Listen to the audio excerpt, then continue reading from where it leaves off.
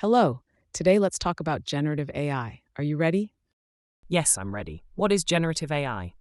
Generative AI is a type of artificial intelligence that can create new content like text, images, or music based on patterns it has learned. How does it work? It learns from large amounts of data and uses that knowledge to generate new, similar content. What are some examples?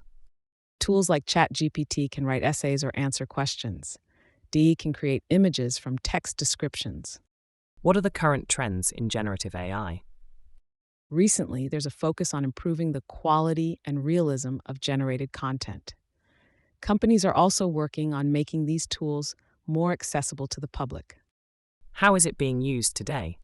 It's used in various fields like creating art, writing articles, composing music, and even assisting in programming. What about its future? Experts believe generative AI will become more advanced, creating even more realistic and complex content. It may also help in areas like education, healthcare, and entertainment. Are there any challenges? Yes, there are concerns about misuse, such as creating fake news or deepfakes. There's also the challenge of ensuring the AI doesn't produce biased or harmful content. How can we address these challenges? Developers are working on ethical guidelines and safety measures to ensure responsible use of generative AI. Is generative AI the same as other AI? Not exactly.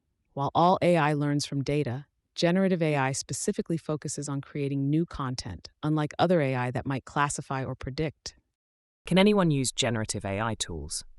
Many tools are available to the public, but some require technical knowledge. Companies are working to make them more user friendly. How can I learn more about generative AI? You can read articles, watch videos, or take online courses to understand how it works and its applications. Is it safe to use? Generally, yes, but it's important to use it responsibly and be aware of potential risks, like misinformation. Will it take over human jobs? It might change some jobs, but it can also create new opportunities. It's important to adapt and learn new skills. How can I use it in my daily life?